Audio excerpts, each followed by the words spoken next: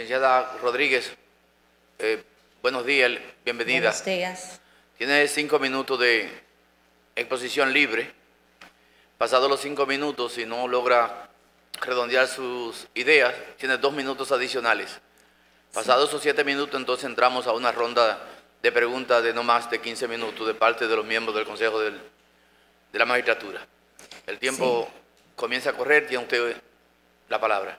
Sí, buenos días, excelentísimo presidente constitucional de la República, licenciado Danilo Medina y presidente del Consejo Nacional de la Magistratura, y con usted a los demás miembros que componen este consejo, quien les habla, la licenciada Elizabeth del Rosario Rodríguez Díaz, oriunda de la ciudad de La Vega, defensora pública por vocación y actualmente coordinadora de la Defensa Pública del Distrito Judicial de Espaillat, Moca.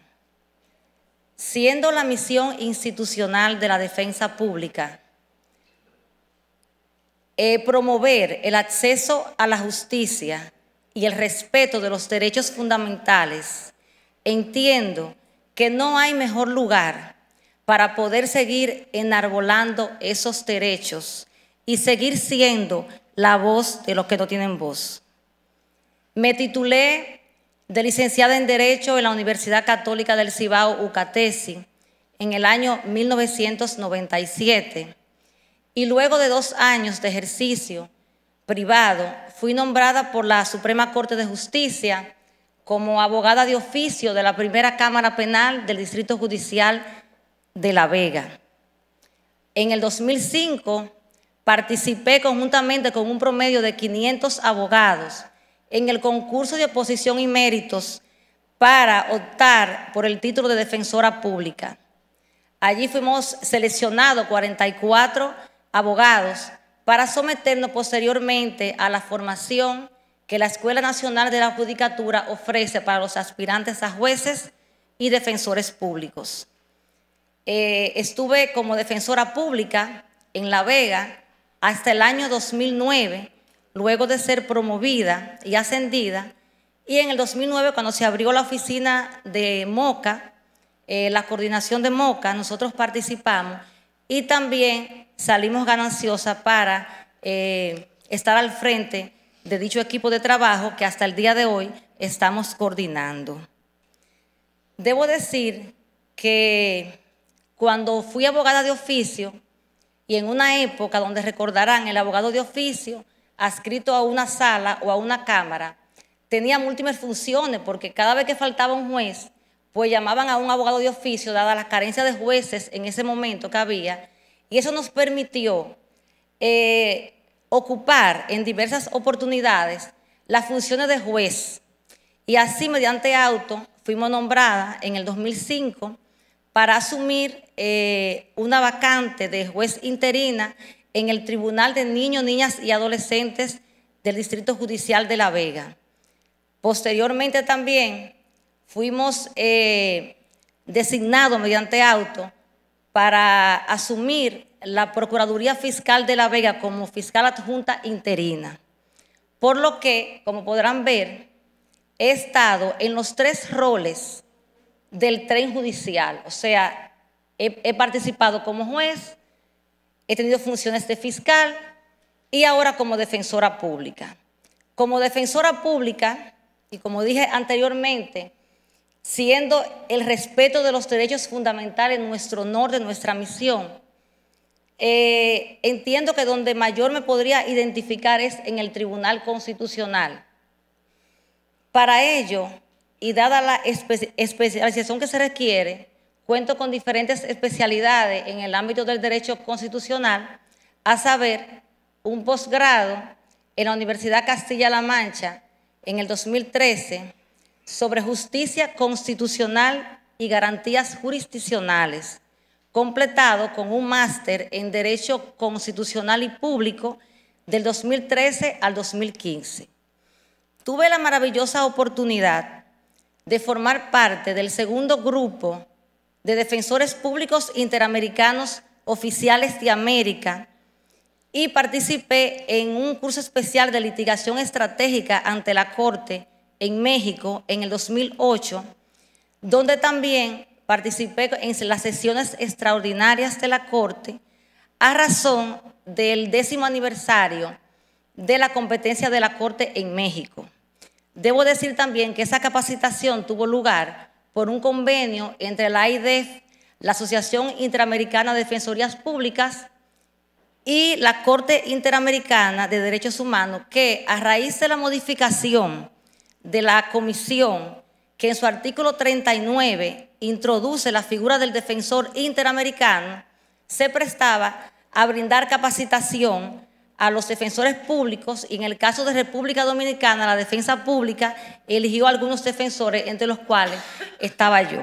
Licenciada, los 5 minutos terminaron, tiene 2 para concluir. Bueno, en el 2009 hice un curso de Derecho Procesal Constitucional con la Universidad de San Andrés, Argentina.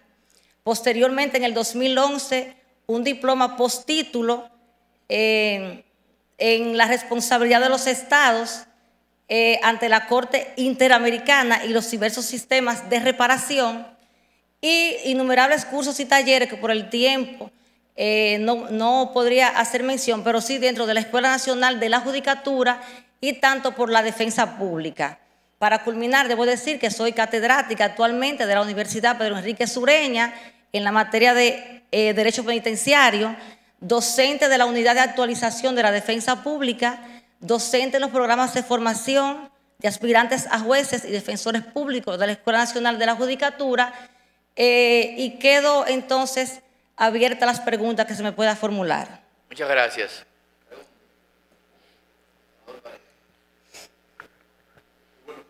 Buenos días.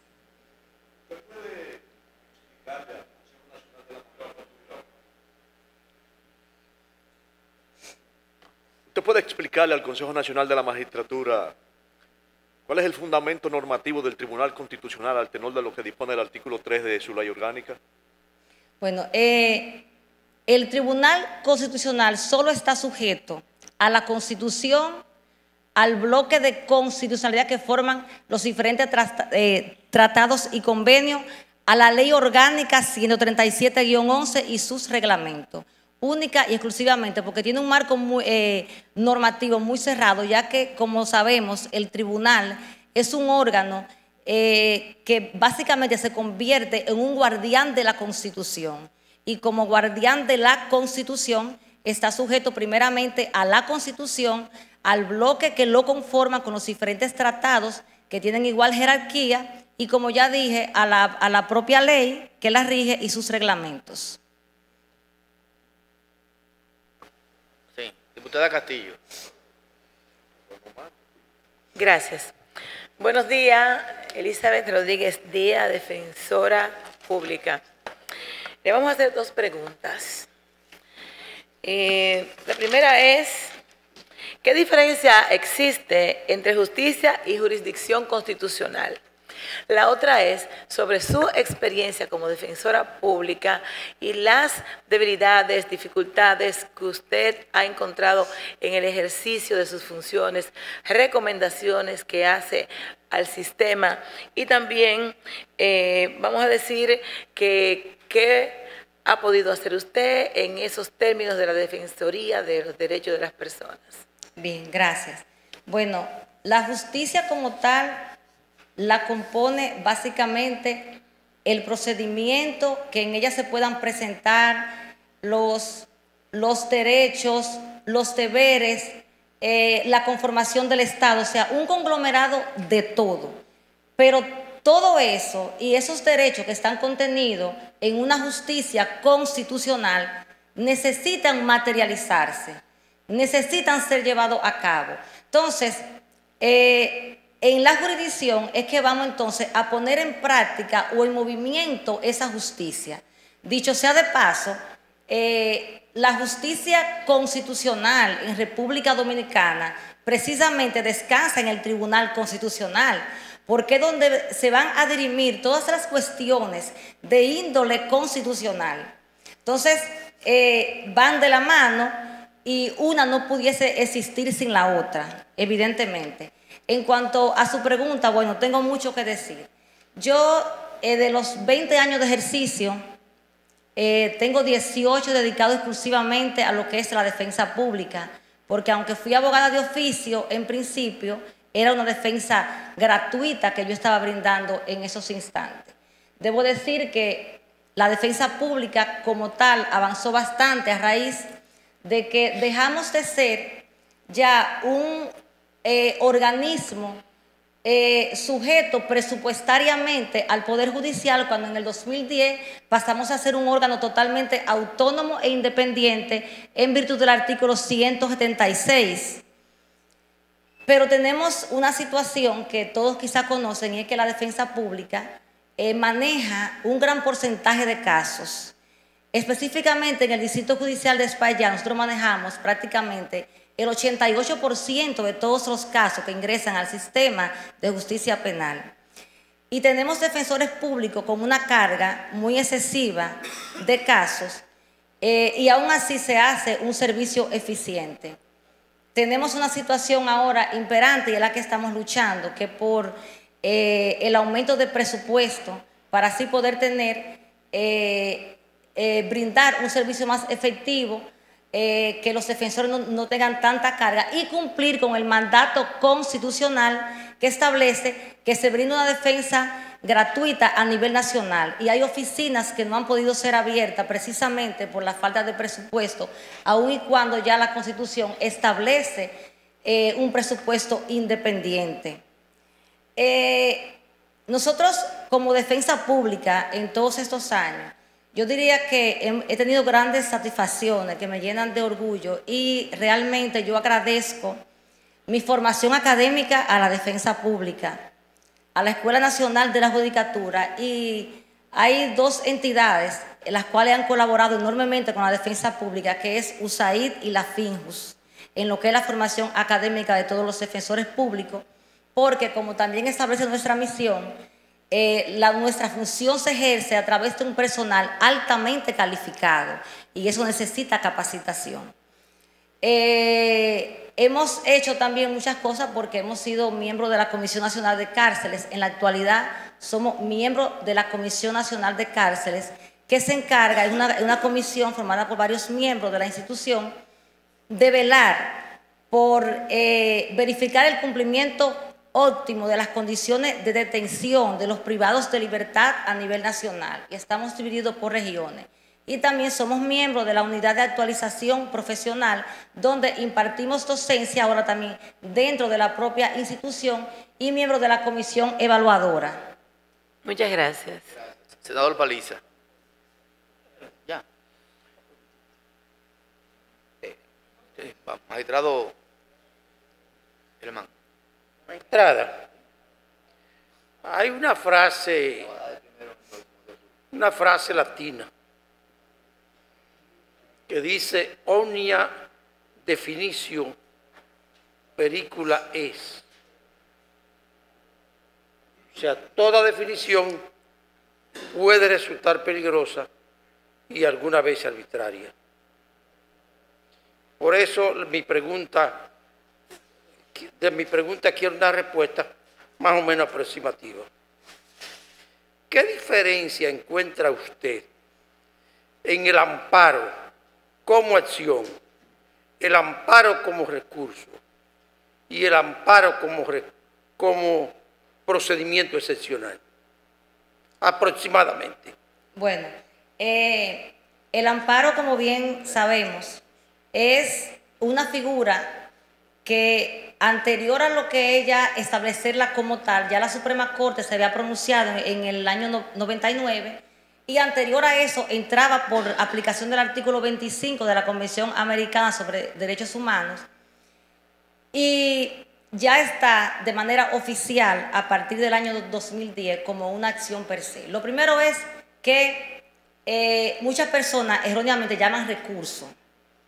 El amparo no es básicamente un recurso, el amparo es una acción constitucional.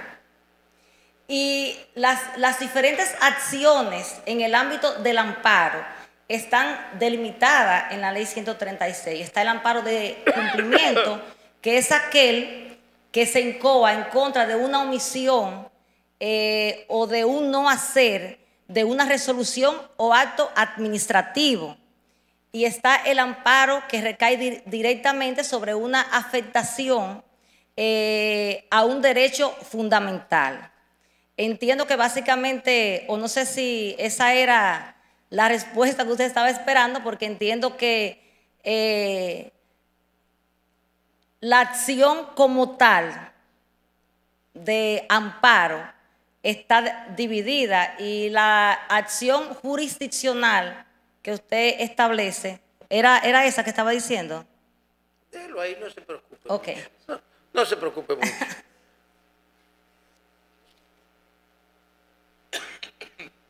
Gracias. Magistrado Soto. Gracias, presidente. Elizabeth, Sí. esta pregunta debería yo hacérsela a Laura, pero Laura no está aquí.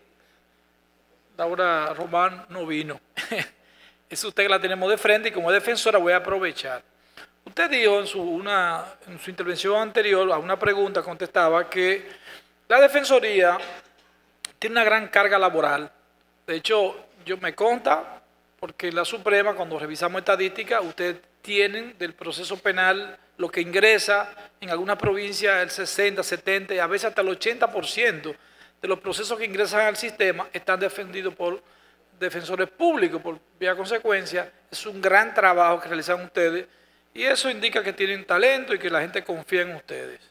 Ahora bien, ¿no cree usted que que ha llegado el momento de sentarse a pensar, a repensar en la Defensoría Pública su función real, su rol, ya que vemos en los expedientes que ustedes defienden gente que tiene recursos y la Defensoría se fue concebida para dos cosas fundamentales? Primero, pues la Constitución consagra que nadie puede ir a un tribunal sin un abogado que lo defienda. Y segundo, que no tenga recursos, pero ustedes defienden gente que tiene suficientes recursos. De hecho, vemos a veces imputados que están por el tema de cheque, imputados por el tema a veces hasta de 241, perdón, la ley actual de tránsito de vehículos de motor. Entonces, hay que ir un poco repensando, porque recursos suficientes, las instituciones siempre van a estar limitadas. Y ustedes, toda la carga laboral prácticamente está basada en el mismo presupuesto, porque nosotros también nos falta presupuesto, pero hay que ir un poco repensando esa situación de la Defensoría Pública. ¿No cree usted que ya estamos a tiempo de eso? Es que hay una situación, magistrado, es que la Constitución tiene un mandato expreso. Y cuando analizamos lo que dispone el artículo 176, establece una defensa legal y judicial. ¿Qué resulta?